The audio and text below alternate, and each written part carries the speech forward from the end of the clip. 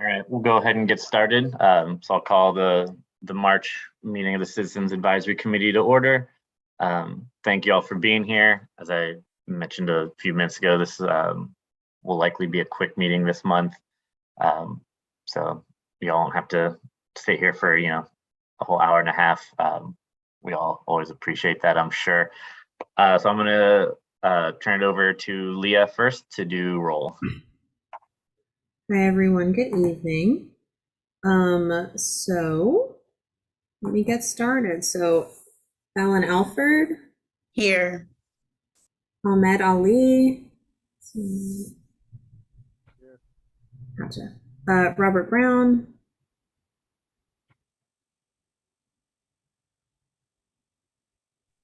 Here.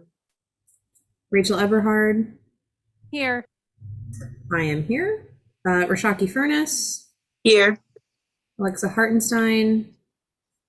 Here. Sherrod Johnson. Here. Amy Jones. Here. Seth Candle, he just got on, perfect timing. Yep. Sorry I'm late, everyone. Just running around with children. No worries. You got on literally right as I called your name. It's perfect. Love it. Richard LeBennett is not here. Brian Langloss. Here. Carl Newman. I don't think Carl's here yet either. And Ann Rebeck. Here. All right. Thanks, everyone. Thank you. So first up is going to be approving the minutes from last month's meeting. So I know, as always, Leah sent it out with the reminder for this month's meeting. Hopefully you all had a chance to look at them. Is there any comments or changes noted to the minutes from anyone? All right. In that case, I will take a motion to approve the minutes. Motion. I have a motion. Do I have a second? A second. All right. In that case then, all those in favor of approving February's minutes as is, say aye. Aye. Hi. All those opposed say nay. And with no opposed, the minutes will be approved as is. Thank you all. And then I'm going to hand it over to Reginald for a quick update from Community Development Department. Thank you, Mr. Chair. I just have a few items that I want to give on updates on what we're working on. I'll type it in the chat when I finish, but one is you may have heard some work that we have going on in revamping of our down payment assistance program. Dr. Pullum, Michael Pullum talked about that a little bit. We've had a couple of meetings, public meetings. One was a city council work session, as well as a city council meeting, as well as a city council committee meeting to talk about the down payment assistance program. We've had to revamp it, and we are working on that now. This is where we have second mortgages or other down payment assistance to help persons to purchase homes. The manager has asked us to go back and reevaluate the amount of money that we're giving for subsidy. And then we also had to restructure the program in terms of the application process because it was not consistent with the federal regulations in terms of how they do those programs now, as opposed to the last time we did the programs. It was a different structure that the federal, the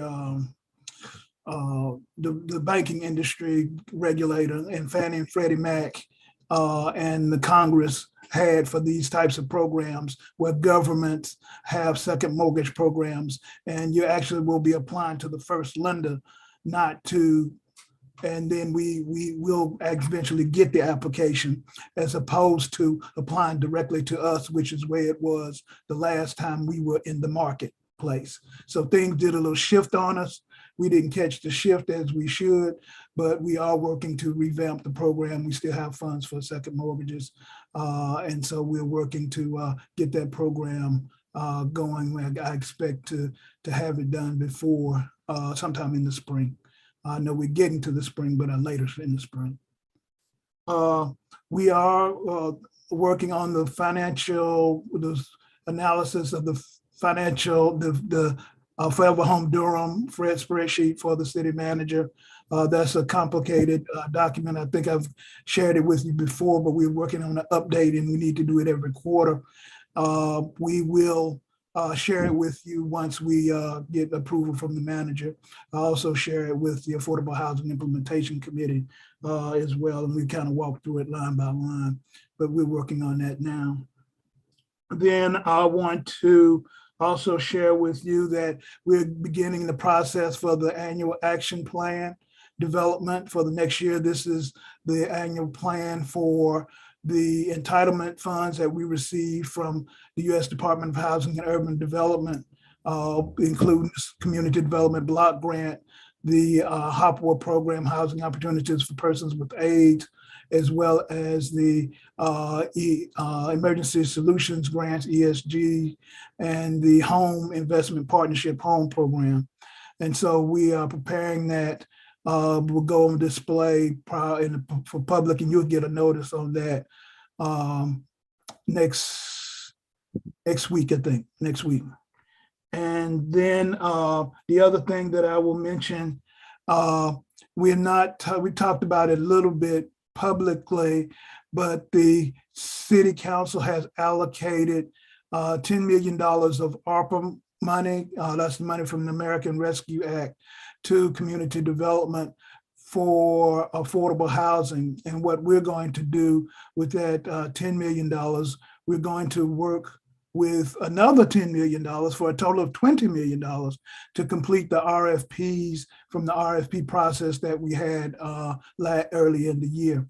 That's going to result in several units. So basically we had 8 projects that 8 applicants, and 4 of them we funded until we ran out of money. Through a gift and graces, we've been able to, in the city council, we've been able to get $10 million from the ARPA funding. I think the city got $40 million, and then the county got $40 million or somewhere thereabouts. But the county is going to give us $10 million that was going to be going to the city for a total of $20 million.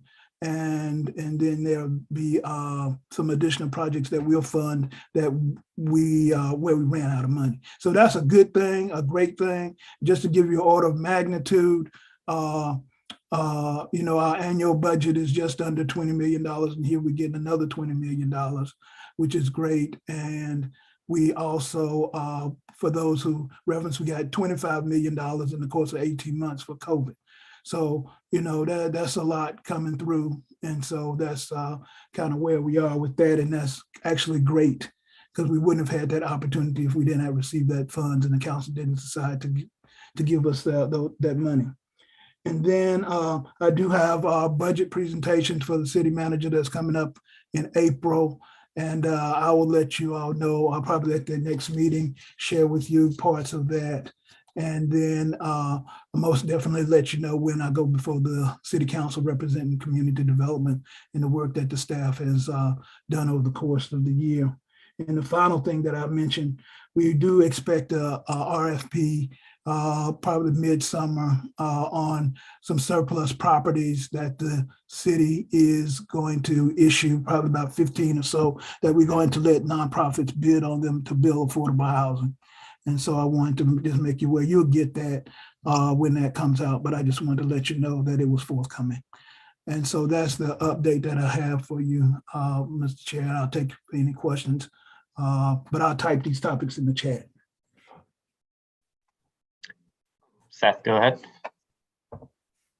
Yeah, I just wanted some quick, a little bit of clarification on the changing in the down payment assistance. You said we used to do second mortgages for a down payment assistance, and if memory recalls, I believe that was then phased out over about 5 years, or like the repayment requirement was phased out over 5 years, and now they're going directly through the first lender. And so is it just being like a cash down payment provided directly to the lender? Well, it's it's going to be provided to the lender.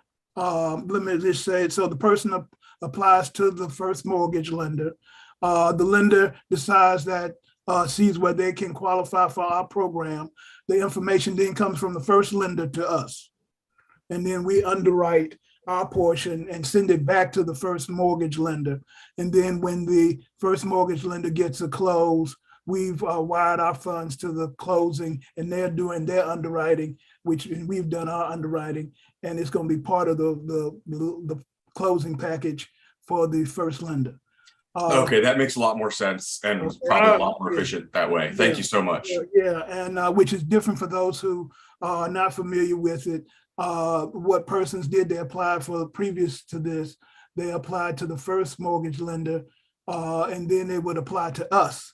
And we would then eventually partner with the first mortgage lender, but doing it that way is through the, Sarbanes-Oxley and Fannie and Freddie. They want to get involved in buying and selling the mortgages. So they've changed a lot of the rules while we were out, not doing the program. And so that's what I mean. So everybody can see the difference. Awesome. Thank you so much for that clarification. That really explains a lot. Like, how many households in Durham take advantage of that program annually? Or are you expecting more or less households than what were previously taking advantage of it? I have no sense of the scale, I guess. Well, in the scale that we're going to, we don't know because of the market has changed. So just to be square on that. In the previous market, I'm trying to remember, so all of the mortgages in Southside, when I say all of them, are the affordable mortgages. And I can't remember what we usually averaged before. Terry, do you happen to know? Off the top of your head, I may have to do some research and get back that. What we usually average in second mortgages a year? Oh, my apologies. I think it was usually, it just depends on what was going through. And it was usually sometime about in a course of a year, maybe 30. Okay. That sounds about right. So that's 30, the previous to, thank you, Terry, the previous to us focusing on Southside, we usually average about 30 a year. And then we focus on Southside. And that program that I just talked about was citywide. Then we focused on Southside. We were out for a period of time, when I say not doing second mortgages for a while after Southside, and we came back in. During that time, that's when the regulations changed. What we're expecting to do now is probably, we've set aside a few $1 million, I think it's a couple of $1 million for the second mortgage program now going forward. What we're going to have to deal with is that because the amount of money we have, we may have to result in different, lower amount of mortgages because prices have gone up than when we started. How much do we subsidize? The 20,000 is probably not going to cut it. We even realize that some other jurisdictions have gone up, and we're looking at something higher than that.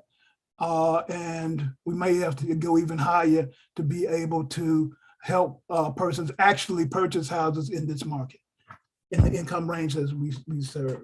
What that will result in is people able to get houses, but maybe fewer than we initially projected. Does that help? Yeah, thank you so much. That's so helpful. I hear this about this program all the time, and I'm like, does it serve 10 people or 1,000? I have no idea. So that's very helpful. Thank you to you and Terry both. You're welcome. It's an important program because without it, for the people who do it, it makes the difference, which is what it's designed to do, and whether they'll be able to purchase a home or not. But of course, we have to deal with the realities that we have now and where the market is. But I'm sure that we can get there. Fallon?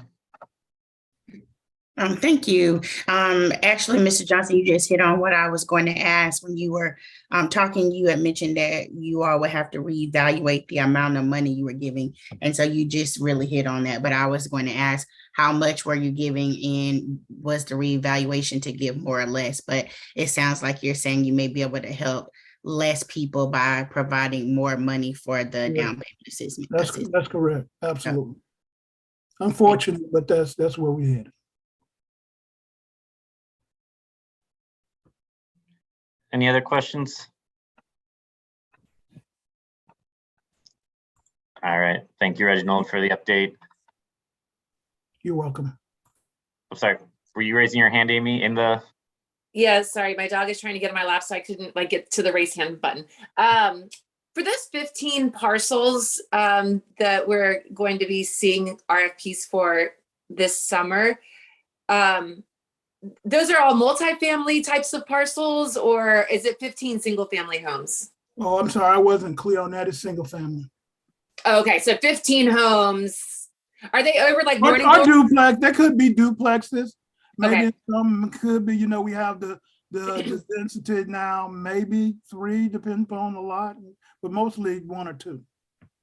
And are they all in the same area, or are they over by Morning Glory? They're, I don't have the addresses, but they're kind of spread out Okay. across the city.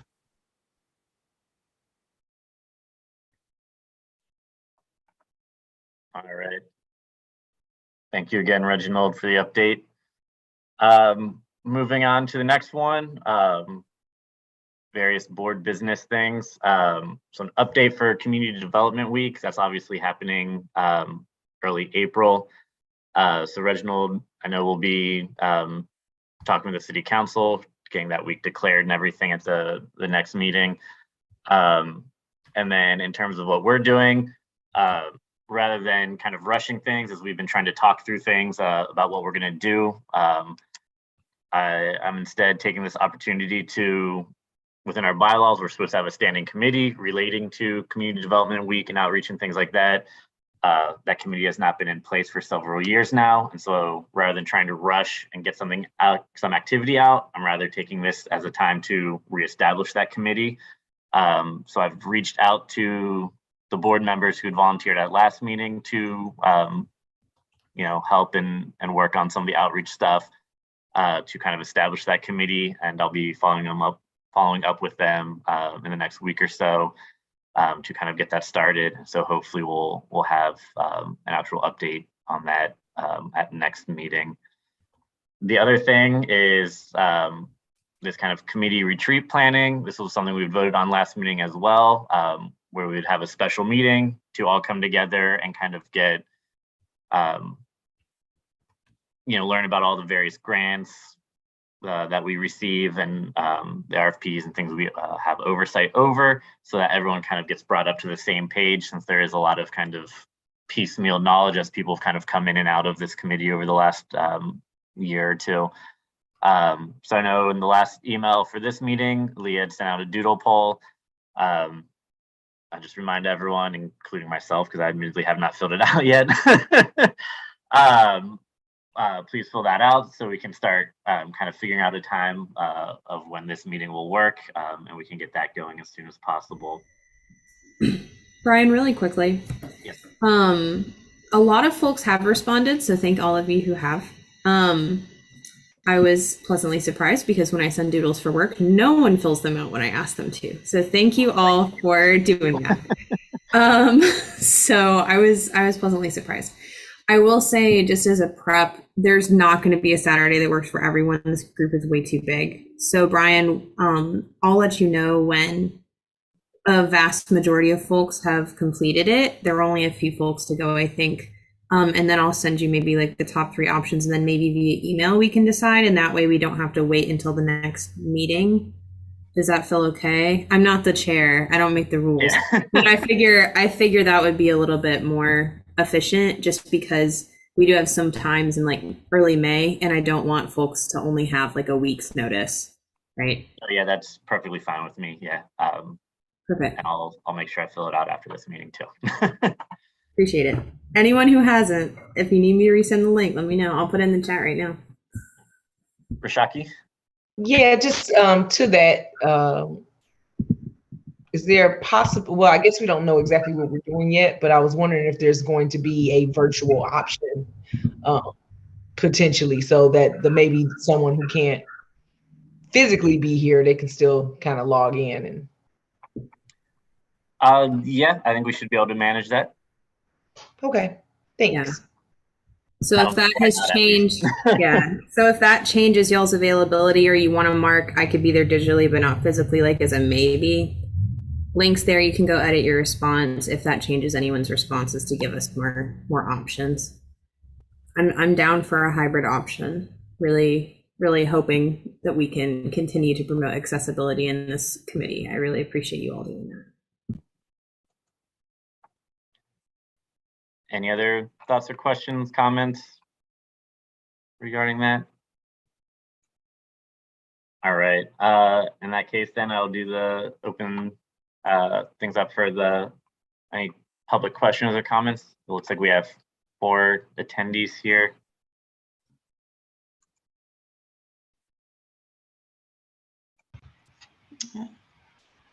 See, we have one hand up, but I think they just put their hand back down. I'm gonna, Donna, I'm gonna go ahead and let you talk if you still have your question. Good evening. I was just piggybacking over what about some of the things that the advisory board, I was, at the council meeting, and one of the things we're really kind of digging deep into is this youth programs. Like, is there anything that you guys have come together where we can add some resources or ideas to get our youth involved for this summer, as it seems like we are really focusing on that because of the excess, unfortunately, of violence. So I didn't know if there was any part of this group that had some ideas going forward, because it was almost like they want to hear from everybody. And so I was just putting that out there. Yeah, so is the question like what this advisory can do in terms of youth outreach, or Yes, what youth can do to participate with this committee, or? both. How do we need involvement with the youth to be involved. And so is there a place where they can come in, or something that you see that you're doing that could add to some of the programs that are already in place? I guess that's a two-folded question. Yeah, so I would say for the committee itself, I don't think nothing specific comes to mind beyond, just beyond, attending these meetings if they have comments or anything like that. I can hand it over to Reginald in terms of what community development department itself does regarding youth work. One of the things that I would share is that we don't have any special identified funding in our for youth in the work that we do. We mainly focus on housing, with people providing services to those who are homeless, which also includes families which have kids. One of the things that we've done specifically for youth is that we've used COVID funding that we have for learning loss and for students in Durham Public Schools.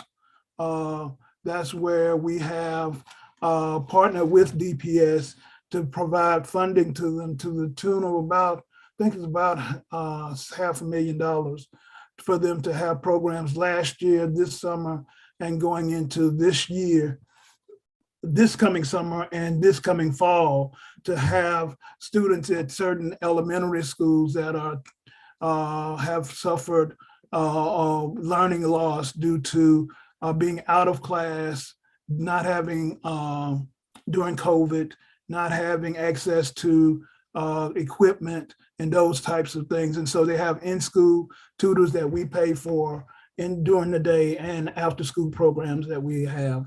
And that's the extent that we've had specifically and directly at youth. Thank you. I know Durham Parks and Rec also has a lot of programming that they plan for the summer. So that's definitely something I encourage all youth to get involved in.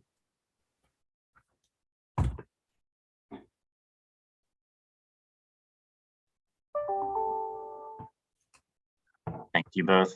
Does that answer your question, Donna? I feel like that was Thank kind you. of Yeah, that was we great. don't have Thank you. much kind of type answer in terms of what this committee can do, but Thank you. thank you. All right, any Any other public comments from anyone? I don't have any other ones showing up for me. All right.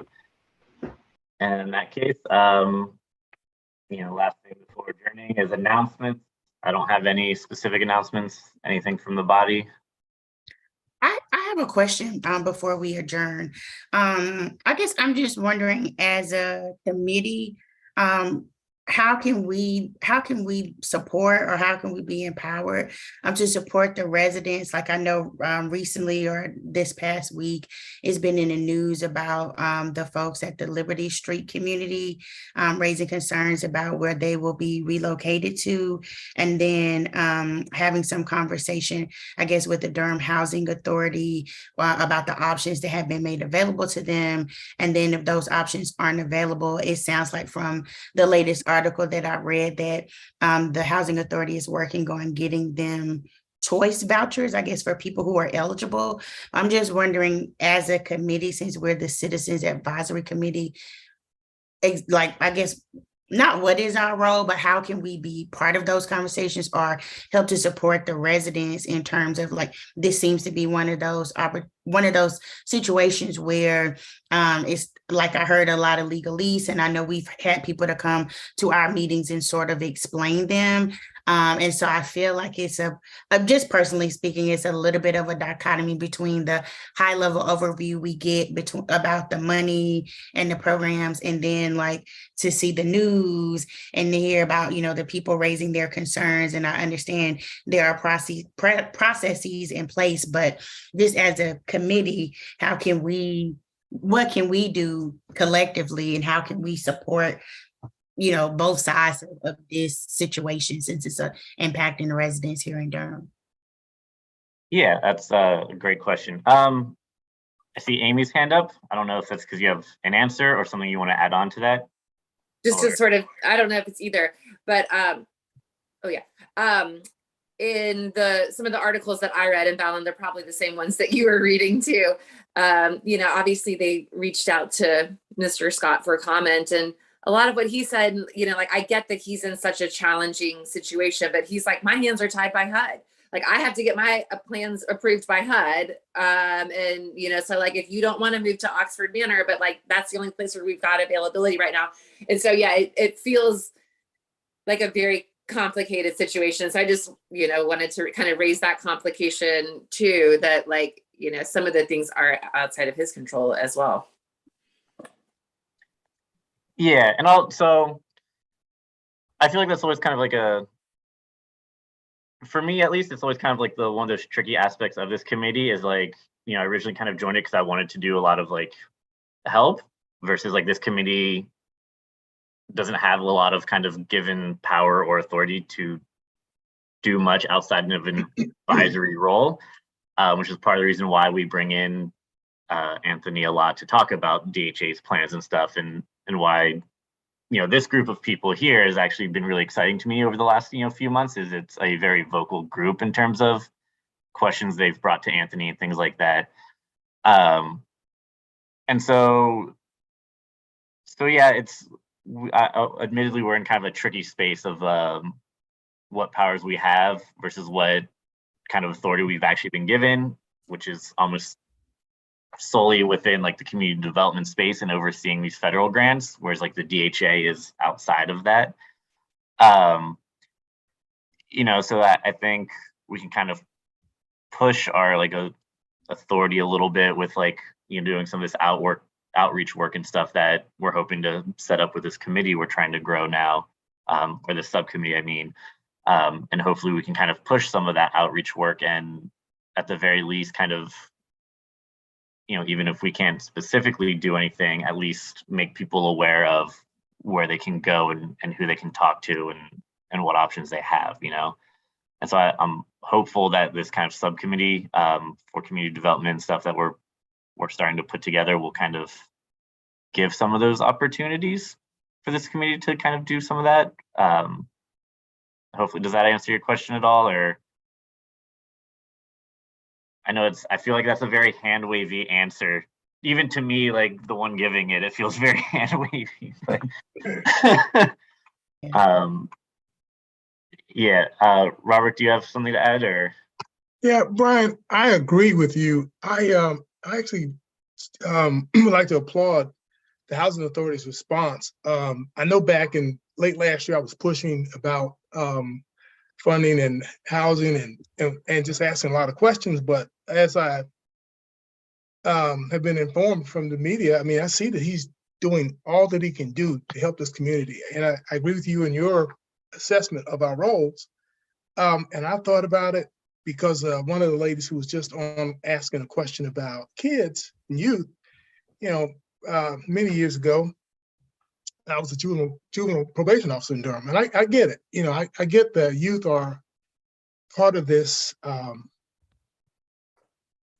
I don't know how to phrase this, but when their families have problems, that kids are often part of that too. You know, we all were children with our families, and then I thought about something that I'm actually doing at work for the company I work for. We have a program where, and I'll make this short, where kids that are in high school can come in, learn technology, and some of them will have internships. That may be far outside of what we're doing, but I think if in this committee, I would be willing to, if we were to have access to one of Durham's, the recreation department's facilities in a room, to try to give them some hope. I mean, I know that Reginald has done a lot. I thank you for the explanation today. It's really been I took a lot of notes. I'm just as happy about that as I can be because I see progress, a lot of progress. But the kids are important. So how we get there, I don't know. But, you know, there's a part of this that I would be willing to donate time to help, you know, maybe to explain, hey, you don't have to stay over here 6 months or 6 years. Maybe it's going to be a few months and you're going to move. So how we get there, I don't know. That's all I have to say.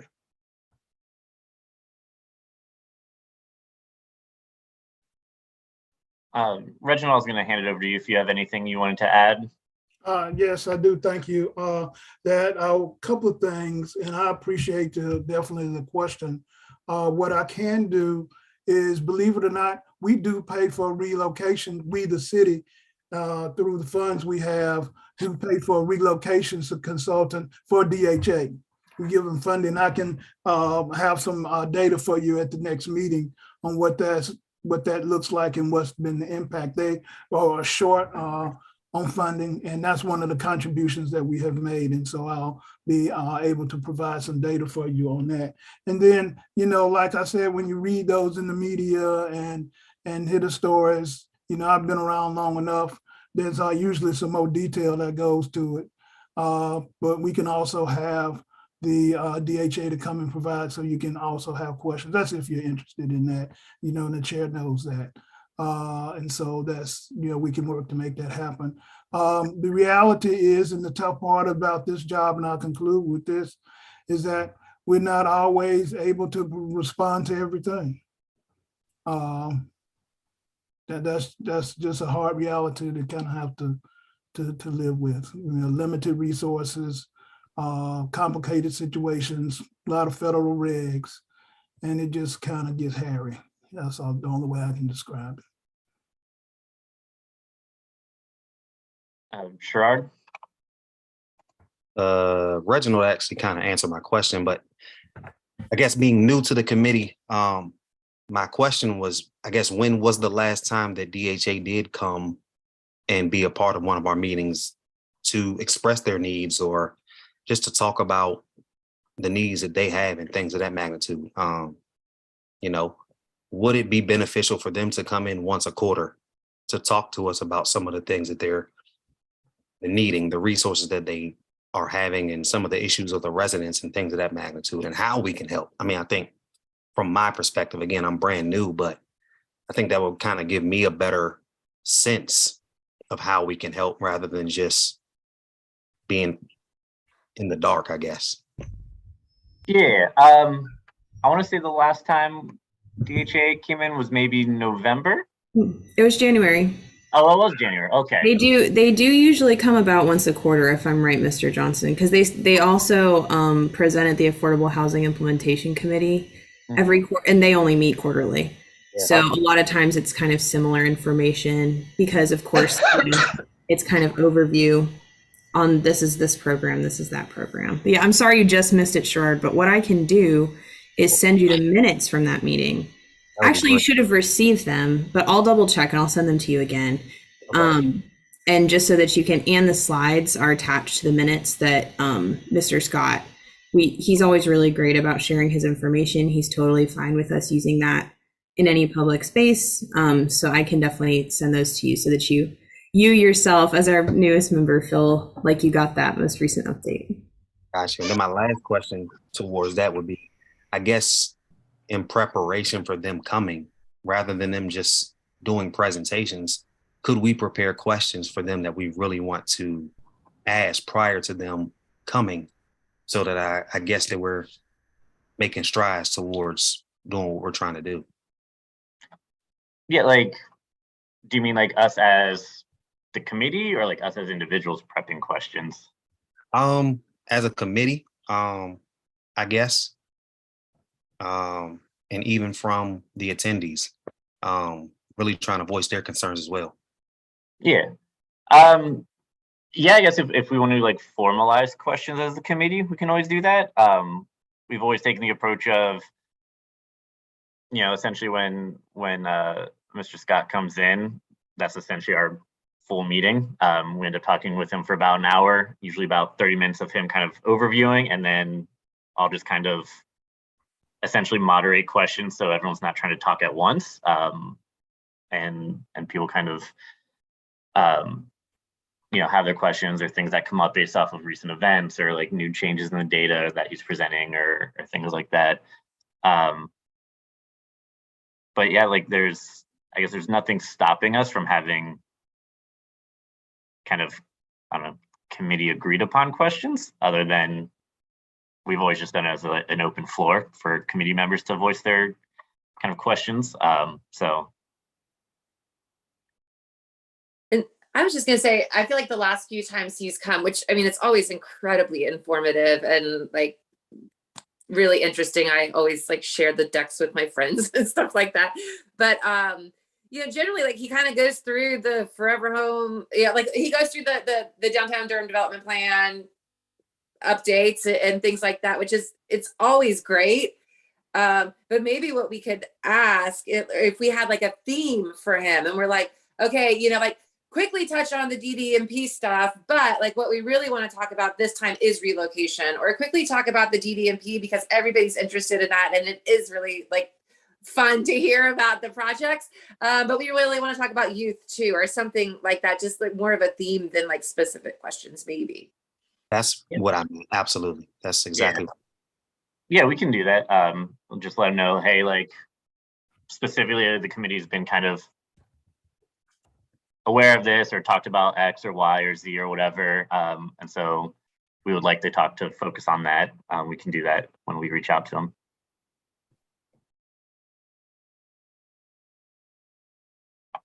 I would just say that they would welcome that. What I end up doing is summarizing what the committee wants, which is over a general overview, and that's what I provide to them. But if you have specific questions, be glad, or really narrow topics, be glad to forward those to him, and all specific questions, whatever you desire. And I think they'll be receptive. Mr. Johnson, have you thought about the next time that DHA is going to come? Because if so, then we can put it on our agenda. Maybe we can put it on the agenda. I can work the schedule for the next meeting.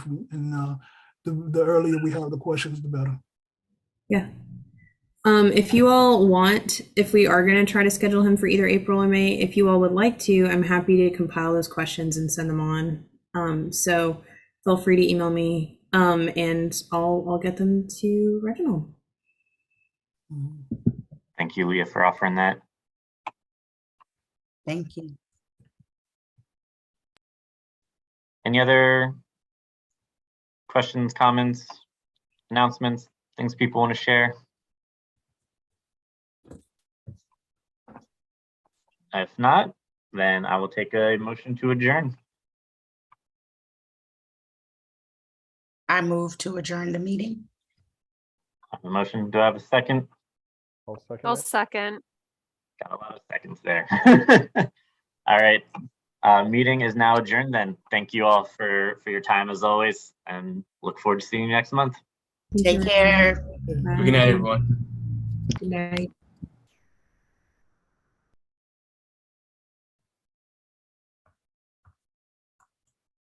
Thanks, Chesney.